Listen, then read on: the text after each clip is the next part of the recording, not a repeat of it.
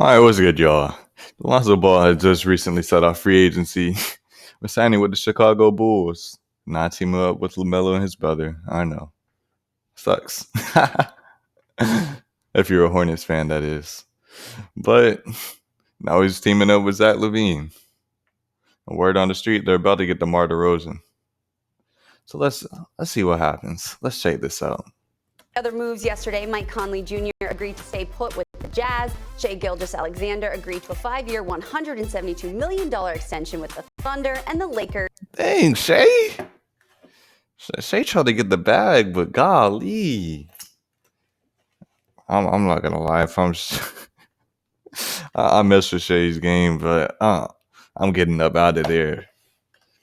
You ain't got nobody on the Thunder, but they got a bunch of draft picks, so let's see if the Thunder draft somebody good.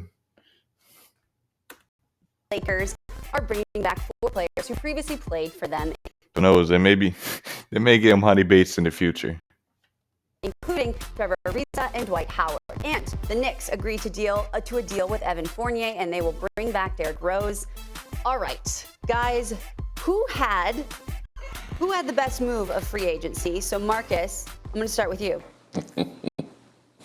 I'm starting with the Phoenix Suns. I love them keeping Chris Paul. Listen, we saw what he did. We know the rapport that he has with Monty Williams, but we all saw the veteran presence take hold. And in order for Phoenix to get back to having an opportunity to win a championship, I think Chris Paul is going to be a big part of that. You love to get enamored with the moves of guys going to new teams that they hadn't previously been with, but we need no bigger sample size than what we saw this year and the impact we saw Chris Paul have on the Phoenix Suns.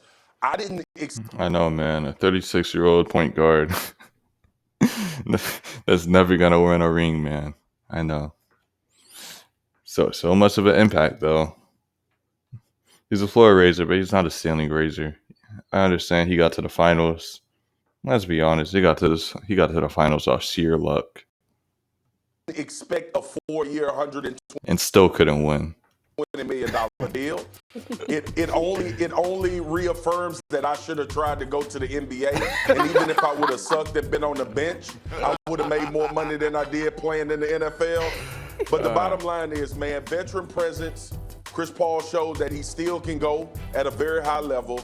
But I think more importantly, when you re-sign Chris Paul, you show your young stars, Devin Booker, DeAndre Ayton, you show these young guys that we are still in the mix to win a championship, and that veteran presence is going to pay dividends like it did. Don't lie to them. Don't lie to them. No, you're not.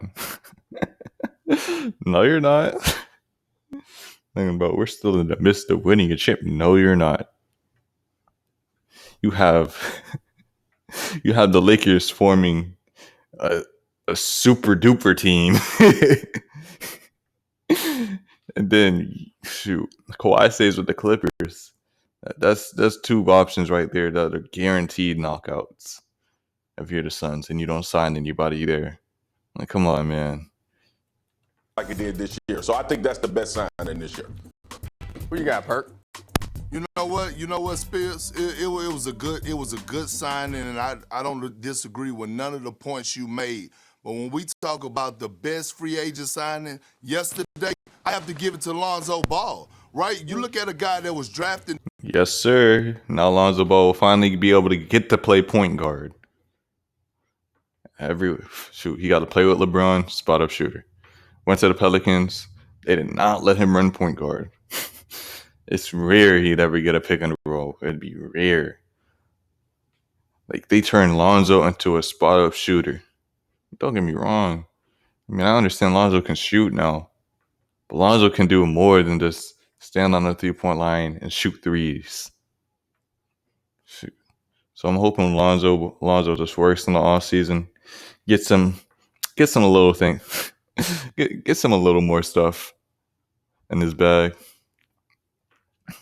You know, get him like a nice little in and out, allow him to be able to blow by people, kind of like what his brother does, LaMelo does. And he'll be straight. Because once he becomes a driving threat, and people are going to sag off him, that's when he gets to use his jump shot. It'll be that much easier. drafted number 2 overall to the Lakers, traded to the New Orleans Pelicans, was able to keep his value up. Wasn't retained to the team he was traded to, kept his value up and signed an $80 million deal with a player option on the back end. And when you look at Lonzo Ball, he has increased and improved his game, his outside shooting. This is a guy right now that needs the ball in his hands, that's going to have the keys to the vehicle to drive in Chicago playing a... Y'all see that play right there? That is rare. That is rare, man. That they actually let him run a pick and roll. That is so rare. Alongside Zach Lavine and Vucevic, having that big man that could pick and pop, pick and roll to the basket. He's going to be throwing those backdoor lobs to Zach Lavine and getting out in transition. This is a guy that is capable of going out there and getting you 18, 10 dimes, and 8 rebounds a night. And look, Lonzo Ball, I know he had to play alongside Zion Williamson and Brandon Ingram, so we didn't get to see 2 guys that should not be handling the ball at all. Ball should not be in their hands when it comes to running an offense. It should not be in their hands. the Lonzo Ball that we wanted to see, meaning to me, he's superstar type material. He has that potential to be must-see TV. We're going to see that in Chicago. I don't know if he has superstar type potential now. Maybe he could be an all-star. Chicago won yesterday by signing this young superstar in the making. Yeah, I like that. They got a bit of a baby big 3 out there in Chicago, and Lonzo gets a chance to have the ball in his hands and kind of control the offense. They've been trying to find a point guard for a while, and it seems like they found one. But shoot, they had Chris Dunn and Kobe White. Neither of them worked. But I guess they want to pass first point guard. I can't say it's the best deal because this is going to get them in the playoffs, but I don't know how close it gets them to the top of the East. And I like what you said about Chris Paul. Shoot, if they get DeMar DeRozan, if they do, they'll be in the playoffs for sure. If the Knicks and the Hawks could make the playoffs, assuming they get DeMar DeRozan, you'll have Lonzo, Zach, and DeMar. Zach can shoot threes too. Kawhi just kept. He's a shooter. Bulls might be scary. But I mean, I got a little issue with that trade, or excuse me, with that signing also. But when I say scary, I'm talking about better than than what they previously were. I'm not saying they're going to be able to beat the Nets or anything like that. We can get back to that. We'll go to the most obvious answer. See, what happens is y'all come on TV and you want to seem smart. So you go off and you find some different answer. You go find the one that's not in front of you. Like, man, I'm going to get him with this one. I'm going to kill him when I say it's Lonzo Ball. Why can't we just go with Lowry? He was the highest rated free agent. He went to a team that was in the conference finals, or excuse me, in the finals a year ago. He went to a team that plays great defense. He's a great defender. He's a very good shooter. He's a guy who you can give the ball to in key possessions in the fourth quarter of playoff games and feel confident. Like, I don't understand why you guys are making this harder than it has. I mean,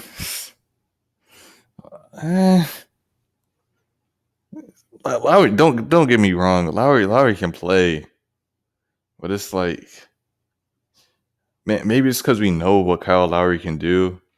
You know, he's not going to be like the superstar or even like top tier all-star. So it's not that big of a move. Like, when we look at Lonzo, we understand that Lonzo is able to maximize his full potential now, assuming he does what he needs to do and he's in the right mindset, has the right mentality. But Lowry's kind of like, you already know what he can do. And that's not necessarily a bad thing either, because he's been consistent. You know what you're going to get from him, and you know what you're not going to get from him. It has to be.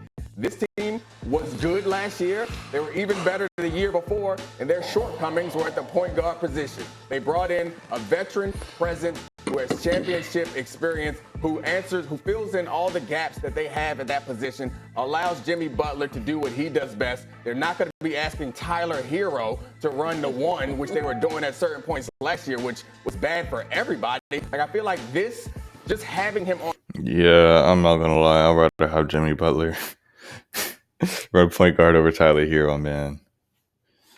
Tyler Hero, his mind wasn't straight last season. Now that he's broken up with his girl, let's see if he's there mentally. Otherwise, because his rookie season, he was hot. They're like, oh, he's going to be one of the next stars in the NBA. Look at him last season. If anything, you gotta rely on Duncan Robinson more than Tyler Hero, man. At least you could trust Duncan Robinson for now to be consistent.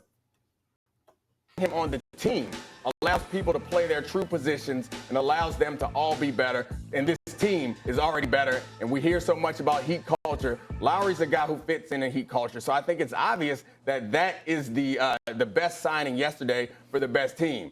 And Marcus, I love Chris Paul and I love what they did there. They had to do it, frankly, but how good are the Suns really? Like, they might have been out in the first round if it weren't for an injury to AD. Like, I understand that they had to make this move. I'm not criticizing for that move. That's possible. Even if they make it past the Lakers somehow. Say Kawhi doesn't get injured, they're not winning. Suns are not winning at all. But I'm not sure that they're as close as we think they are, or as close as we all saw them. See, I knew. You knew that was coming? I knew. This is my daughter's unicorns on it. Because I knew I was going to have to get into it with Big Perk and Dom this morning. How in the hell are both of y'all? Listen, I get it. I like the sign. Lonzo Ball won. The Bulls ain't about to do a damn thing. We all know that. And then when you talk about Kyle Lowry with the Miami. I don't know, man. I don't know. I think the Bulls might knock out some teams just by them being a sleeper, honestly. They might shock some people next season. They might. Now, I could be completely wrong. They could just be horrible. They might not match personality-wise or anything. But I don't think that's going to happen.